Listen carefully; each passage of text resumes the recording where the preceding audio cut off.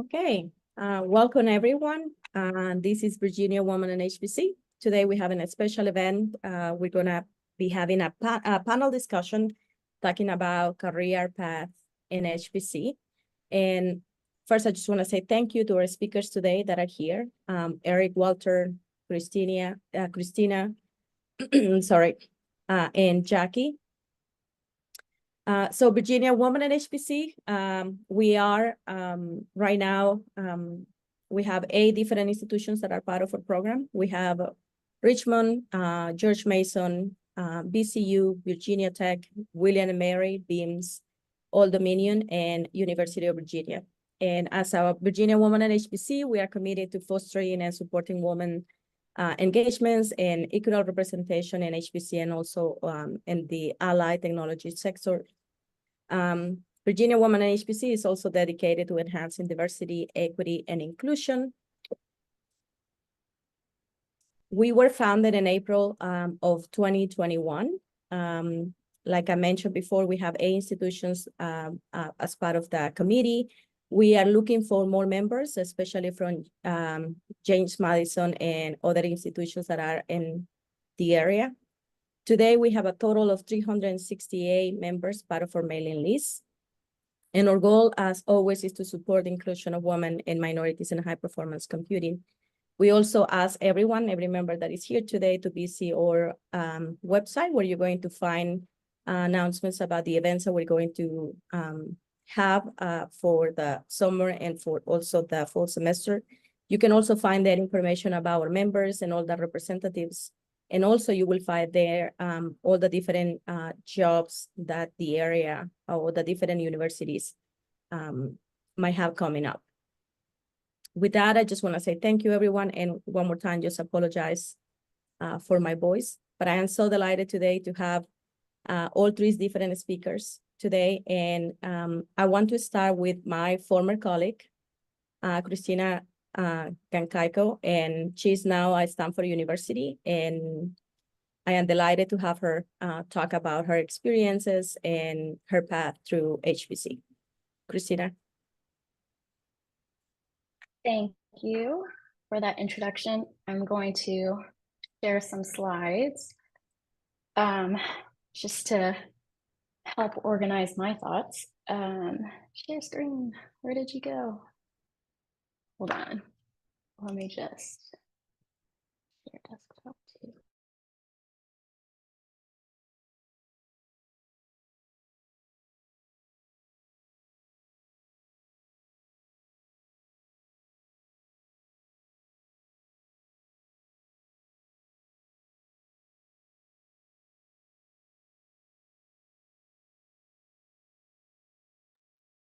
Did we lose her?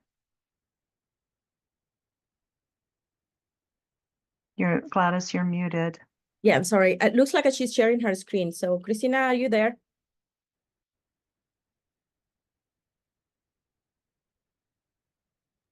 I wonder if somehow share screen stopped her video. Yes. Let me send her a note. Yeah, we probably lost her. Okay, well, that's fine. So Jackie, in the meantime, would you like to go next? Okay, so everyone, I would like to introduce my colleague and friend, Jackie Huben. I am really delighted to hear her story. She has a really spectacular background, and I'm really delighted that she's here with us today. Jackie? Okay, sorry, Christina, we were gonna jump ahead. No, that's fine. My Zoom crashed, of course.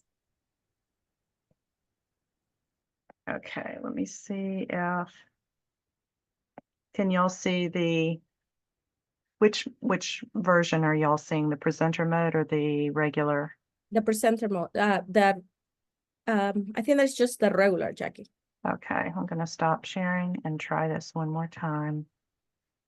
So one thing y'all can learn with HPC is we don't know everything about technology.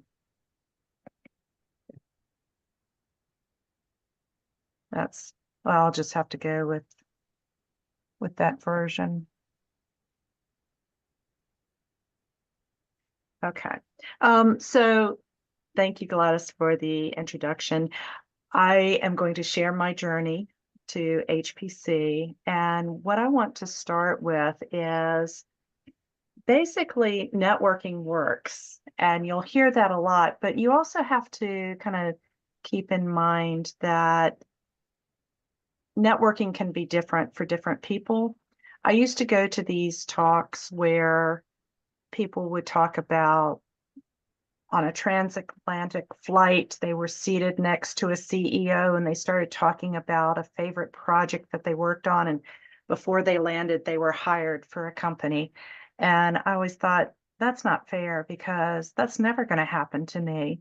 So, some of the things I talk about, some of the things I present may not happen to you, but what I want you to be aware of is just being open to different possibilities.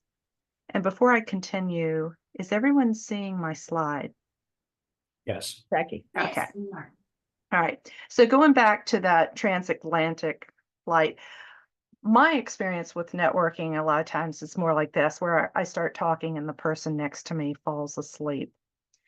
So when Gladys invited me to talk about my career arc, I thought, well, what I envisioned when I was in school and about to graduate was I would have this glorious arc because I was a top student and I thought everything is going to work beautifully. It's just, I'm going to follow a path and reach the apex of this arc and everything is going to be great.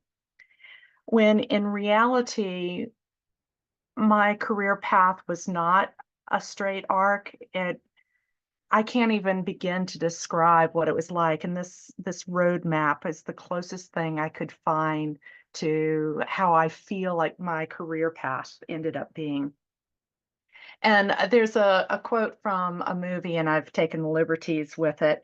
But one of my favorite movies is Gigi. And the quote I would say is, instead of getting into HPC at once, it sometimes happens we get into HPC at last. And I think my story is, for me, HPC happened at last. So what was my path? Now, I cleaned up all of the roadways to show kind of what happened in my career. And I started with kind of lost, wandering years where I didn't know what I was going to be doing.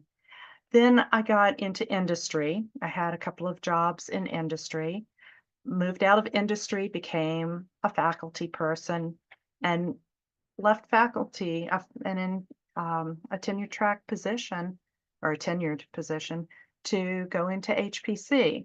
So I want to kind of break down what happened along the way and why I made the decisions, or sometimes why the decisions were made for me to move or transition from each of those pockets of careers.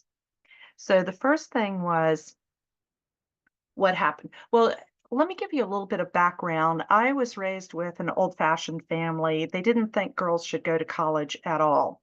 And if we did go to college, my mother actually told me, why are you majoring in math and minoring in physics? You should be doing something useful like home economics, because she felt that I was going to get married, take care of a family, and home economics was a much better career choice for me. But I didn't listen. I was rebellious. I didn't listen to my mother. And I majored in math, minored in physics. And while I was in school, and this was at UVA many years ago, I went to the Office of Career Planning and Placement to see what a math major could do, what kind of career they could have. And this was the old-fashioned days where they had filing cabinets, and there was a drawer with math majors, careers for math majors. And I opened the drawer and there were all these files listed alphabetically. The first one was actuary, and that's a statistician who works usually for insurance companies. I read the description of what an actuary does and I saw the salary and I went, yep, that's what I'm going to do. I'm going to be an actuary and make all this money. I never looked beyond that folder. So that was kind of my first mistake. The next thing wasn't really a mistake, but 3 weeks out of college, my college graduation, I got married, and my husband was an Air Force officer, and we reported to Holloman Air Force Base in Alamogordo, New Mexico. The only two industries there was the Air Force Base and a tortilla factory. And the Air Force Base had a freeze on hiring at that time. They could not hire anyone, even though I interviewed for a job there. They were interested in me, but they could not hire me. Unfortunately, I didn't consider the tortilla factory. Sorry, Gladys. But I had to figure out what to do. And what I did was I started taking classes. And I took some more classes that were interesting to me. I took some classes, I took this newfangled class called computer graphics.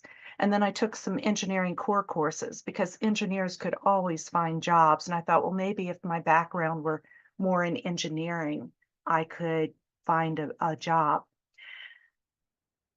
While I was taking the engineering classes, I applied for a job in the avionics industry.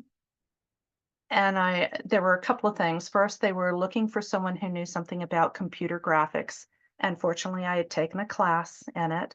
So that was great. The other thing was I asked my professor, the engineering professor, to write a letter of recommendation, or if he would write a letter of recommendation for me for the job. What I didn't realize was he was a pioneer in avionics. And everyone was like, oh, if this guy wrote a letter for her, she must be great. So this was one of those networking situations that I didn't even realize at the time I had done that. But that's kind of what got me into my first job. While I was there, I became very interested in the IT part. At that time, we didn't even call it IT, and it wasn't really a full-time job for a while.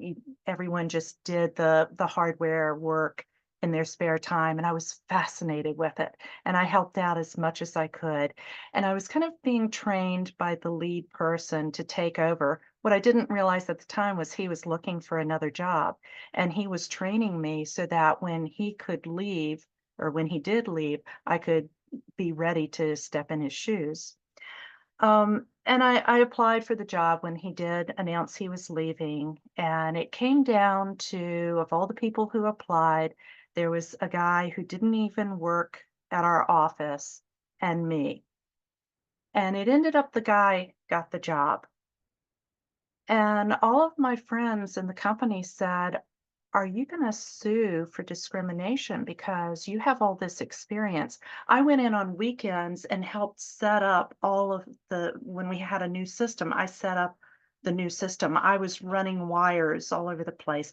I knew that system inside and out, but I didn't get the job. And all my colleagues thought it was because I was a woman and they were going to give it to a man. I did not want to be that person to cause waves, but I also did not want to work for a company that would treat me that way. So I ended up leaving that job for another job in industry. And I got an 11% increase, which was good. So you might ask, well, why did you leave industry altogether? The second job I had a crazy boss. I worked all hours of the day or night. He dictated my life to me. He would tell me, you can take a break this evening, spend an hour with your husband, but I need you back here to work some more. And I was afraid of losing a job if I didn't do these things. So I followed what he said. But there was a time where we were trying to meet a deadline and I worked 3 days straight. So that meant no sleep, no shower, no change of clothes for 3 days. I was in the office, so everyone else was coming and going, and they kept commenting, isn't that the same outfit you had on yesterday and the day before? And, the lack of sleep more than anything else was kind of what got to me. And I decided that I needed to go back to school. I needed to challenge myself more to take on, so that I could take on new responsibilities and maybe get out from under that crazy boss. So when I took a leave of absence to get a master's degree, the company decided they were going to lay off their software development division. And the whole reason why I took that job was they were starting up this software development sub company within the company. And I was getting in on the ground floor of doing software development, still in the avionics industry. And I thought this was a great opportunity, but it didn't pan out. I had no job to return to after I finished my master's degree, but I stayed on and decided to get a PhD. And this was at Old Dominion University. I don't know if we have anyone here from ODU, but my husband was stationed at Langley Air Force Base. I actually had the choice between going to Old Dominion or going to William and Mary. And I chose Old Dominion because they had a partnership with NASA, with the Langley Research Center at the Air Force Base there. So I got the opportunity to work at NASA to do some of my dissertation research. So I graduated, I found a job, I was in a tenure track position, so I was working toward tenure. And for those who don't know, when you're in a tenure track position, you have 6 years to be tenured, to get tenure.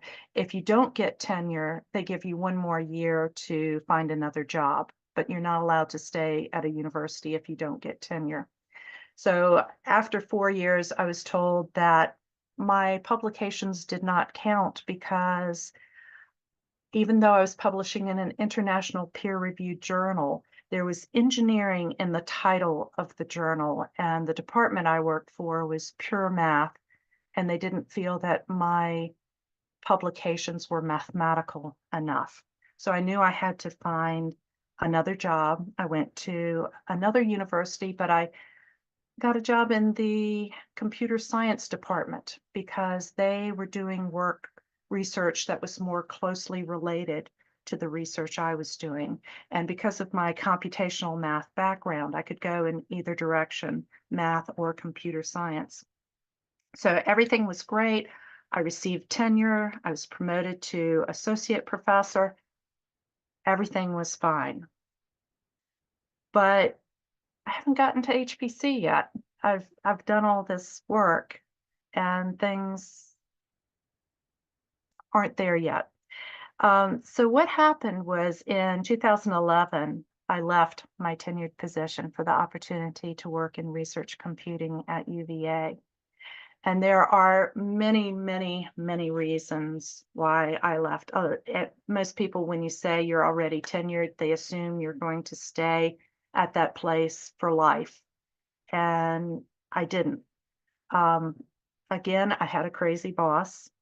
When I received tenure, instead of congratulating me, he said, you know, we can still fire you if we want.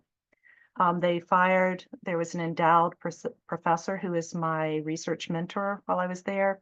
They had fired him. I was actually scared that my job might go away. I had PTSD from a fight that broke out in the classroom where 2 students fought. We had to get police in the classroom. One guy, I think, went to jail with all of this, and he was, believe it or not, he was a mature person. He was in his 50s. There were just lots of reasons. And then I had a chance to move back to Virginia, which was my home. I was in Florida for this tenured position. And I had the opportunity to learn about parallel computing and to help researchers. And I kept thinking, this is a great opportunity. It's different from what I'm doing currently. It was a little more challenging because I hadn't had the chance to do parallel computing. I hadn't had the chance to work in HPC, but I could also help other researchers, which for me opened up a whole new world. I didn't have to focus on just my research. I could focus on helping others. So I finally, in 2011, got into HPC, and I have to say, of all of the jobs I've had, this has been the best, the most rewarding. And if I had to do it over, I would go into HPC right away. Of course, HPC actually didn't exist when I first started looking for jobs, but you never know. When you start out, you don't know what's there, and it's good to keep looking and to keep challenging yourself. So my lessons that I learned throughout my career is sometimes you need to search for what's the best fit for you. Your first job may not be the best fit. Your first career may not be the best fit. Accept challenges along the way. Take on additional responsibilities or the chance to do something new and exciting, or take classes to learn things that are new and exciting. And I think my favorite lesson learned out of all this is you will meet extraordinary people along the way. Learn from them. Try to absorb as much of their knowledge as you can, because that can lead you to some amazing career choices. And I am going to stop here. And Gladys, back to you. Jackie, thank you so much for that. Thank you. Absolutely appreciate you sharing your story. I'll take a moment right now and see if we have any questions from the audience right now. If not, we're going to leave all the questions to the end of the panel session. But right now we have a comment from Grace. She said, what a gut-wrenching story. Kudos to Jackie for successfully navigating around all that beep. That which likely sounds familiar to many of us who are not cis-white males. So thank you, Jackie, for that. Christina, we're back to you. Hi, sorry for the technical difficulties earlier. Let's hope that Zoom doesn't crash this time. Let me share my screen.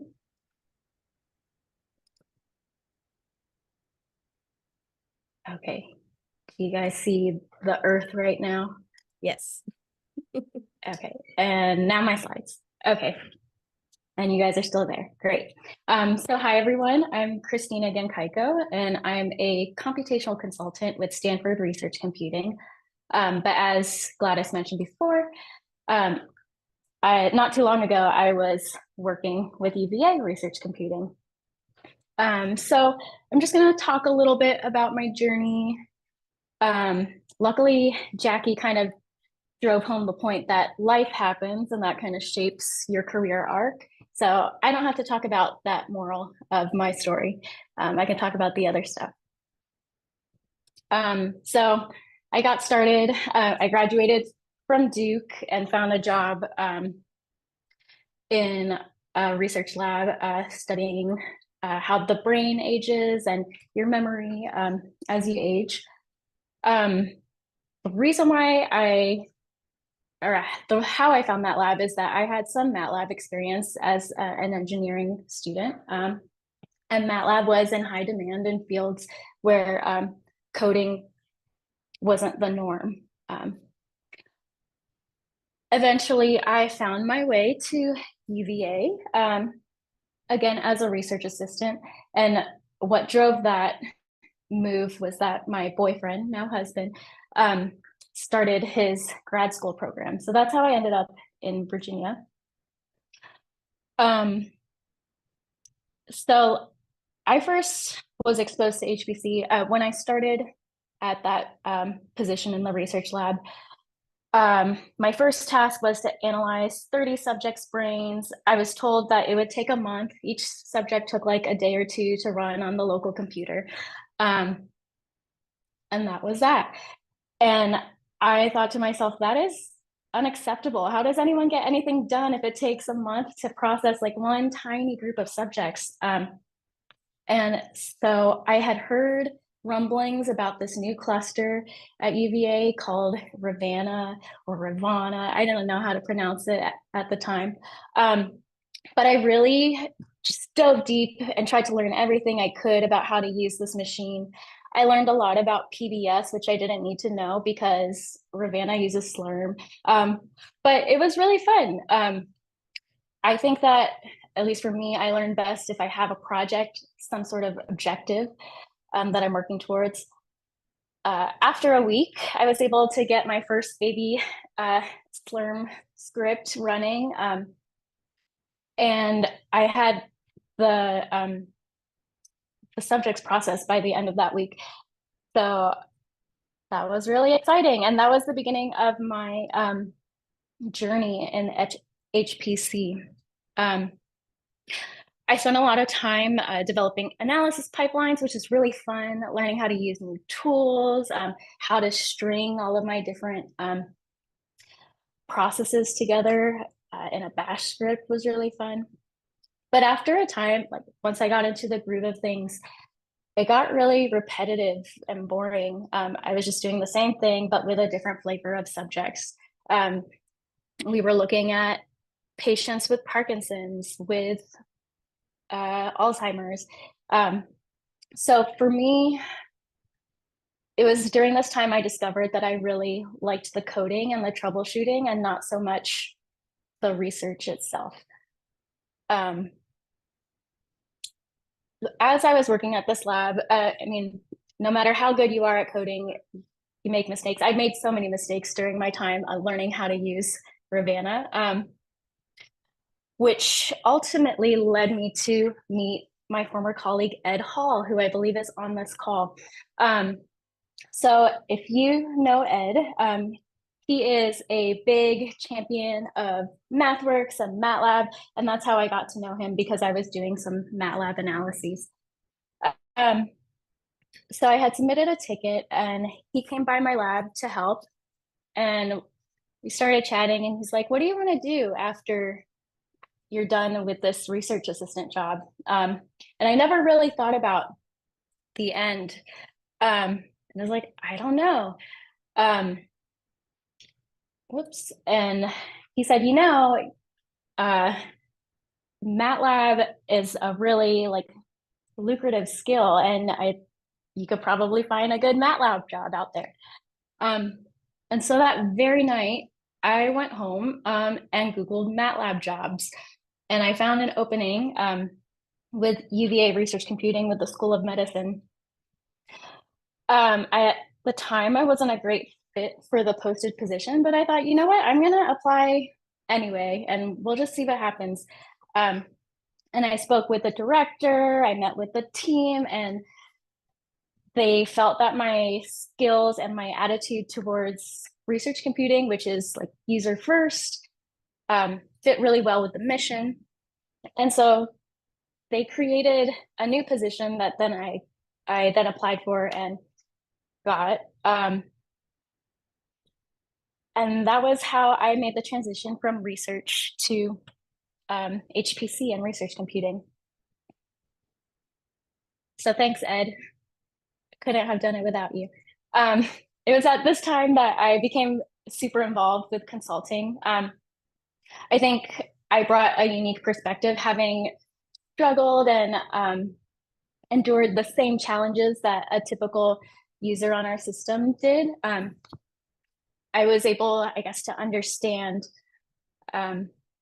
where they were coming from and really meet the users in the middle and help them get their research onto the system. Eventually, the different isolated research computing groups on grounds merged to form UVA Research Computing. And this is where I really found my home. And I was like, I could see myself in a research computing career from here on out. It also helped that there was a big event in 2020. I don't know if you've heard of it, COVID-19, where I think our team really bonded going through this tumultuous time together. We really learned how to work effectively and build trust, which I think is super important in research computing, or just in your job in general, like being able to trust people. Let's see, what else? A lot of stuff happened from 2019 to now. I got married to that boyfriend I mentioned at the beginning. I survived through the pandemic. I moved to the West Coast, had a baby. I was working 100% remotely. for UVA at this point. This is 2022. That's when we moved to the West Coast. And I suffered really hard through postpartum depression. I think being a mother, a new mother, is super isolating. Being physically separated from my coworkers and my family was also super isolating, and I really struggled. Luckily, I had a very supportive system at UVA. I really can't speak enough to how important it is to have supportive people in your life. It was during this time I discovered that 100% remote work is not for me. And I just couldn't do it anymore. And so what I did, I went back to my handy dandy MATLAB job search. I live 30 minutes away from Stanford, so I was looking on Stanford's job site. And luckily for me, I saw several openings with Stanford Research Computing. But again, I wasn't a great fit. These roles were all for like storage engineers, sysadmins. But I was like, you know what? I'm going to apply to all of them anyway. I can't tell you how many times I've seen, as Grace mentioned in the chat, cis white men apply for jobs that they weren't a great fit for, but they still got anyway. And I was like, why can't I do that? And the answer is there's nothing stopping me from doing that. I met with the team, and again, I think we really aligned with the mission, which was supporting users, and my skills kind of translated seamlessly to this team. So they created a new position that I then applied for, and then I started working with Stanford last July. So I guess what I wanted to say, life happens and personal stuff will shape your career, and that's totally awesome. I think Jackie really drove that point home. The second thing I wanted to say is just apply for that job. Like, even if you only fit 50% of the qualifications, the worst thing that happens is that you don't ever hear back, which even if you are a good fit, that might happen. So you just never know. And then this one is kind of a tangent, but I wanted to talk about the importance of diversity, and how important it is to have female and minority representation at all levels of the organization. There is this excellent paper from PERC 22 about the current demographics of the research computing and data workforce. The ones I really wanted to drive home, right now, there are only 19% of our workforce is younger than the age of 35, compared to 35% in the total US workforce. So we're skewing older here, not terrible, but we could use some more young people. And then of course, the race demographics, there are definitely more white and Asian employees in research computing than there are Blacks and Hispanic people. And the reason why I want to bring this up is I met with a user recently who was having a hard time getting started on the cluster.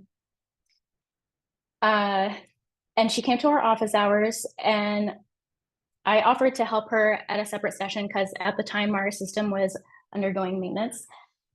And she said, yes, let's meet tomorrow.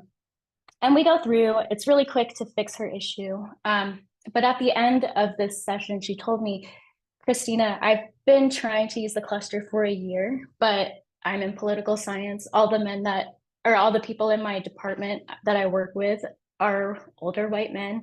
All of the people that work in research computing are older white men. And I know they mean the best, but the way they speak to me just makes me feel so stupid. And so when you offered to help me, I jumped on that opportunity.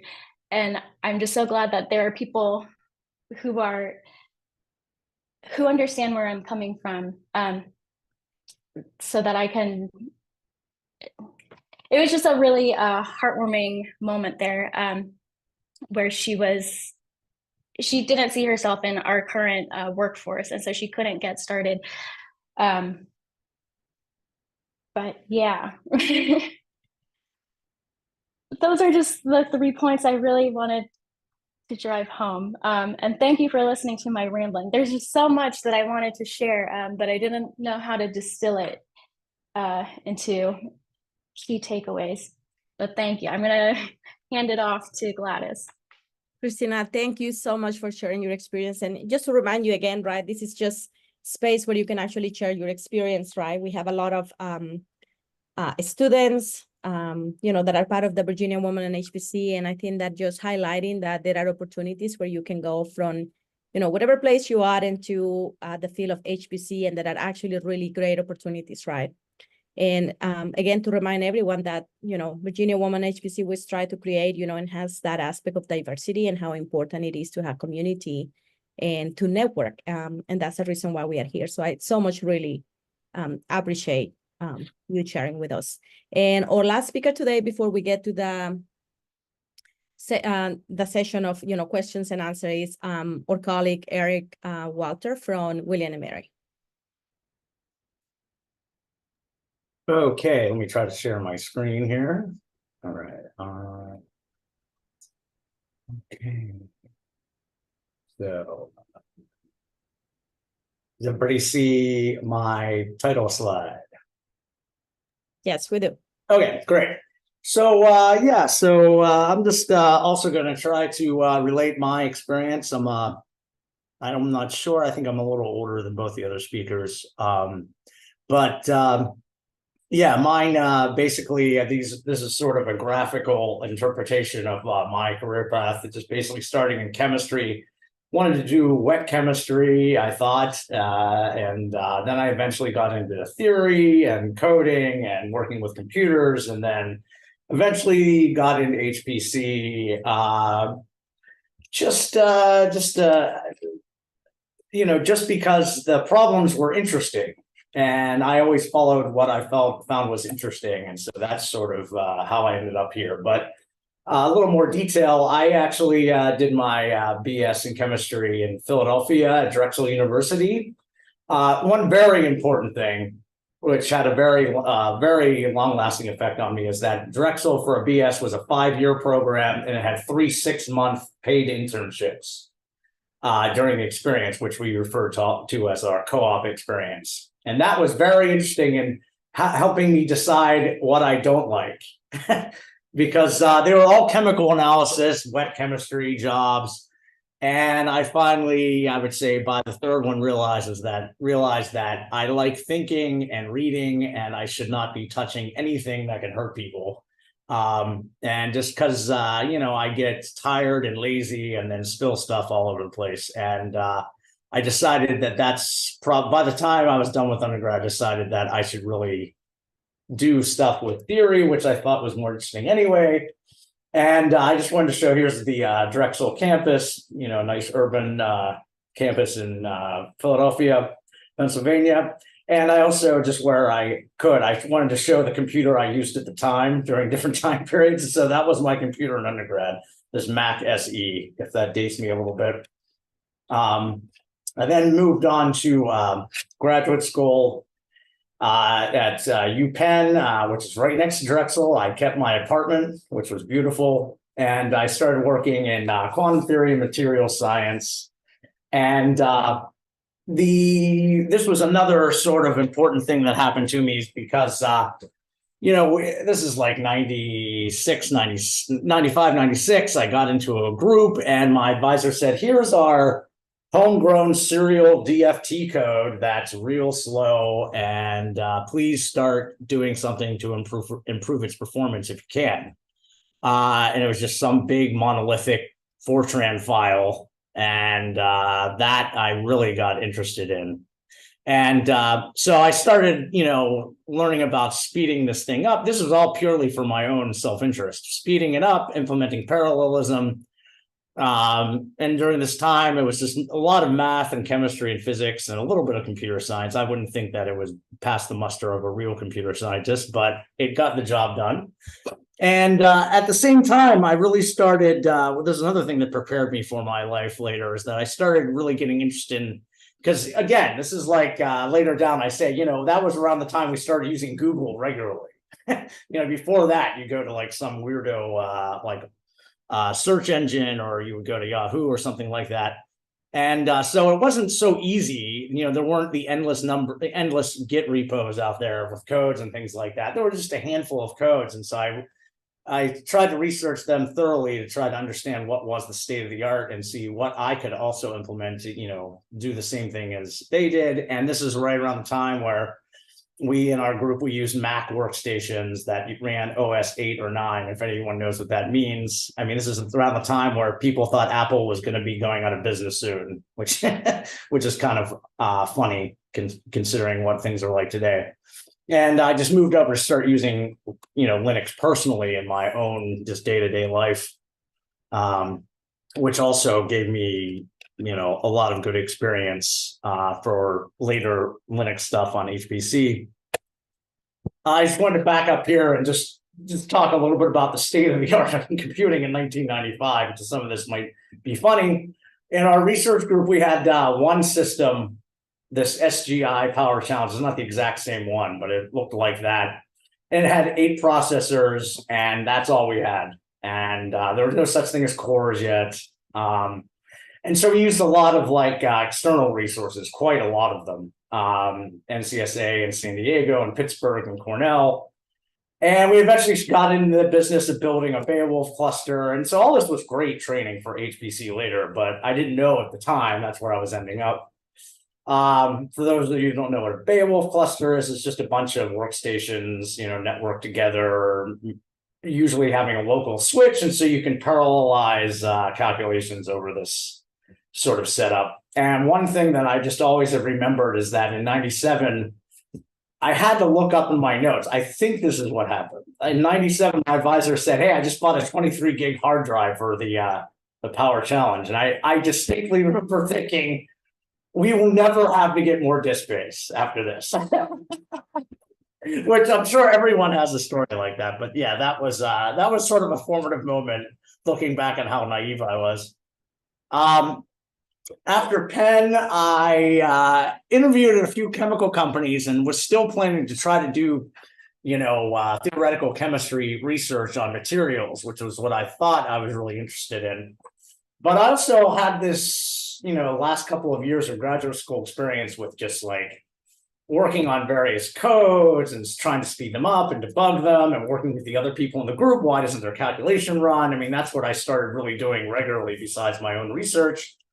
And my advisor just said to me, "Hey, I know you have, some irons in the fire. You have possible offers and things like that.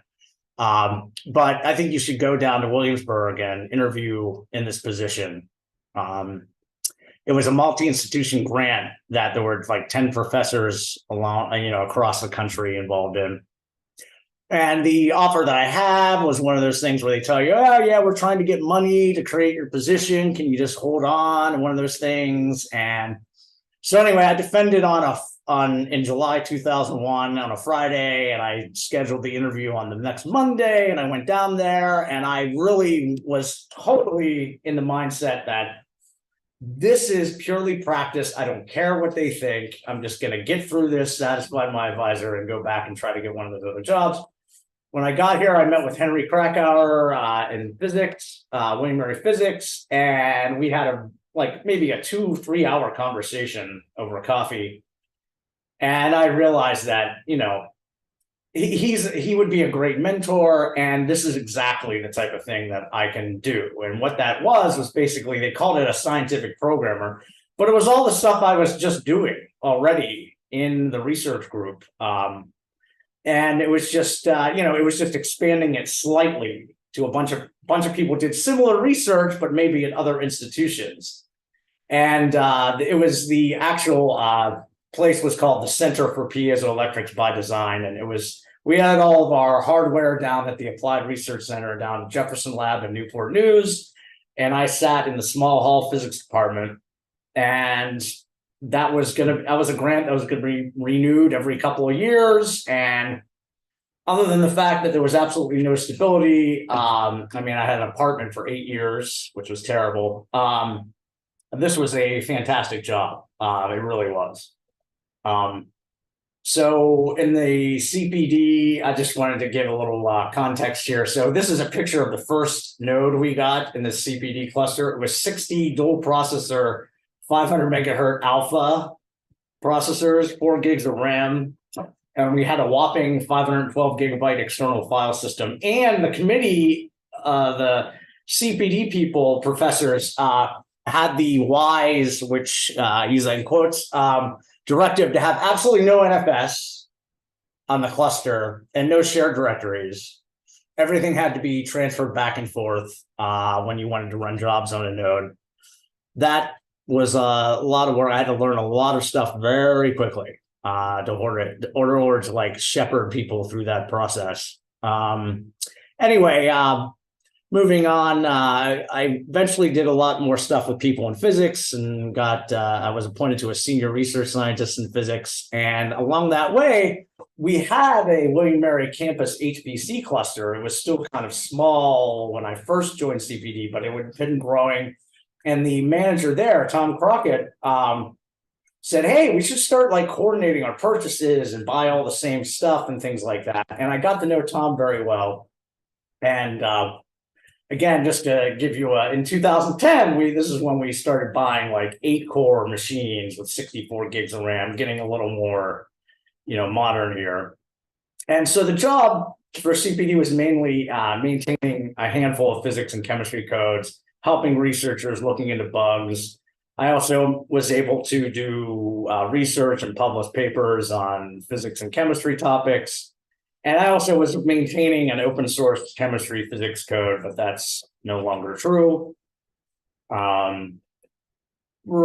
So anyway, the CPD finally ended in 2012, which was great. And I was just planning to see where I could, I was starting to think about looking for another job somewhere. And I met with Tom one day, and he was thinking about retiring. And so he wanted me to take a job that they had just created called HPC Applications Analyst. Again, it was similar duties. But he wanted me to do much more outreach because the cluster was getting bigger. We needed more people to do computational science because people wanted to, but they didn't know exactly what the resources were or how to use it and things like that. And we also took all of the final CPD hardware and combined it put it in the HPC cluster and made a much bigger, footprint of resources. And we got our own server room on campus, and you had to design that space. But this phase of the job was basically just meeting a lot of different faculty. So basically, I've gone from supporting people in the graduate group I was in, then a slightly larger group, and now I'm trying to do it for the computational people in the university. And so that was just a trial by fire, just like all new things, all different types of science and stuff like that, just trying the best I could to try to help them, which was very good. I got to meet a lot of different people, have long discussions with them, learn better listening skills, deal with different types of people with different temperaments. And that was just a great learning experience. It wasn't fun. I would say a lot of times it wasn't fun, but I got sort of developed that skill of how to interact with people, especially people that have important things to do. So then Tom eventually retired. I became the manager, and we moved into this ISC3 or ISC building, which I have on the right here. And, there's a lot of everything was just thrown at me as a new thing, like all of a sudden now I'm working with contractors and builders and telling them like what voltage we need things and how much cooling require, it's just was a lot of new stuff I had never done before, reading and learning as fast as I could. And like the new things becoming manager, like budgets and do we have enough resources? How do I manage the 2 full-time employees we have? I'm dealing with all these different communities, and the one thing that I took to our administration was, there's not enough just regular research computing going on here. There's people that want to use HPC, but they're like, they don't know command line things, or they don't understand some of the concepts. And so, I pitched the idea that, we need help outside the server room for computational stuff. There's people doing stuff on their workstations, on Linux workstations, that they also need help with. And there was this artificial rule that it wasn't in our server room, we didn't help. And so we changed that. And as you can see the dates, as Christina was mentioning, something happened in 2020 about COVID. It was a very, I have the wrong date here. That was 2020. This is 2020 on, sorry. And so, there was a big William Mary IT reorganization, and we started the research computing division.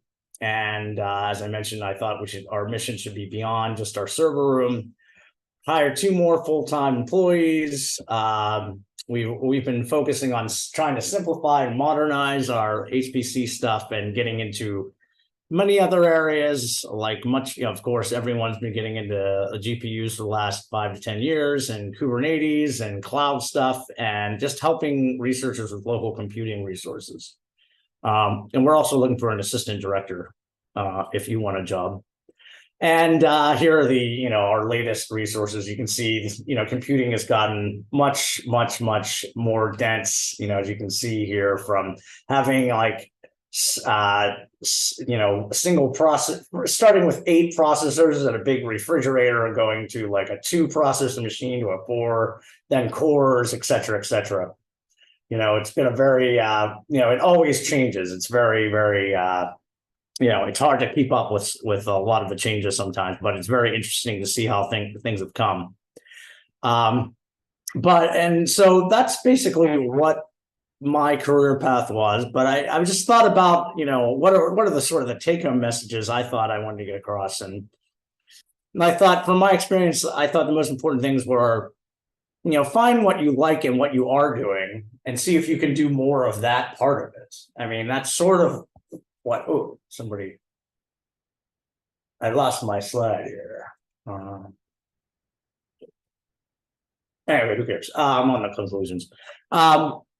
So find find something that you like in what you are doing, and seeing if you can expand that, and meeting people. I know that Jackie mentioned this, but meeting people and listening to their needs. And if you're interested, see if you can help. That's a good way to make a connection to someone. And also just staying connected to the community, attending conferences and workshops. Those are all very, very good things, but it's all about the networking and meeting and talking to people. If you make yourself known to someone, next time some opportunity comes up, you might be thought of. And if you never talk to anyone, that will never happen. So I guess that's it for me. Take it back to Les. Thank you so much, Eric. Thank you, everyone. I know that we are about to run out of time, but I would want to take the opportunity first to say thank you to our speakers. Thank you, Jackie, Christina, and Eric, for sharing your experience, the things that had shaped and led you onto HPC.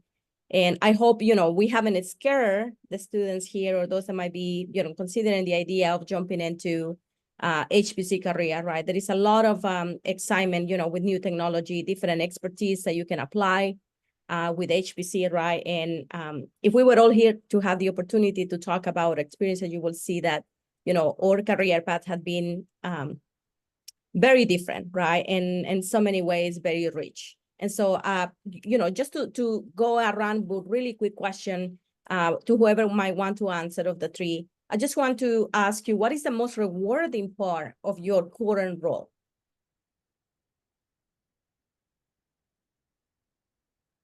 I would say the people. The people that you help? I second that. The people I work with and the people I help. I just meeting all the different types of people and the issues that they have, and being able to help with them, and seeing that aha moment when, like Christina said, they realize they can run things a lot faster on HPC than on their laptop. Thank you, Jackie. Anyone else? Could you repeat the question? I'm not sure if I heard the question correctly. What is your more rewarding part of your job right now, the current role? What is the thing that you enjoy the most? the most rewarding thing I would say is that unlike, I mean, a big thing in my life was that the fact that when I was doing research and, you know, things would, the timeline was much too long for me. I can't keep my concentration for more than like 3 or 4 months on something. And so the idea that you get into something really fascinating and you get to make an impact and then you get to jump onto something else, I feel that is probably the best part of this job. What about you, Christina? For me, it's working with the users. I think sometimes it's easy to lose sight of like, they're the reason why, at least in research computing, we're all employed, right? Because they're using the system. It's just another anecdote, because I love anecdotes. I just this week was working with a user and she's asking all these questions, like asking how to use the new software like multiple times a day, sending me Slack messages. And I was getting pretty frustrated. I'm like, why do you have all these questions? And I finally asked her, like, what are you doing? What's your project?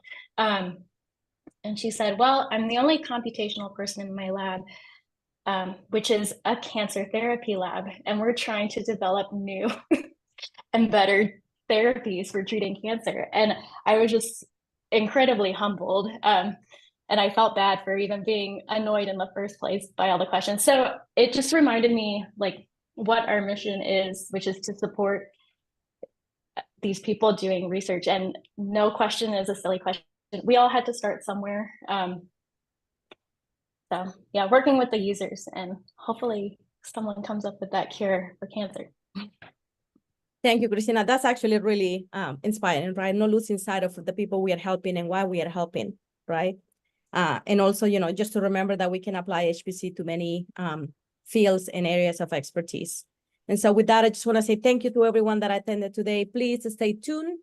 We are planning our next event for the summer, trying to have some professional development conversations coming our way for the summer and perhaps the fall semester. Also, we have in mind right now a Liney Talk event for students. We always want to create every year an opportunity for our students to come and talk about the research. So if you have students in mind, please just email us. Also, if you have a particular speaker that you really want to have come in and speak into our community, we'll be happy to host it, and I'll be you know, more than happy to actually just go and communicate with them. So please feel free to email me. Feel free to visit our website too. And thank you all for being here. Thank you. We appreciate your time.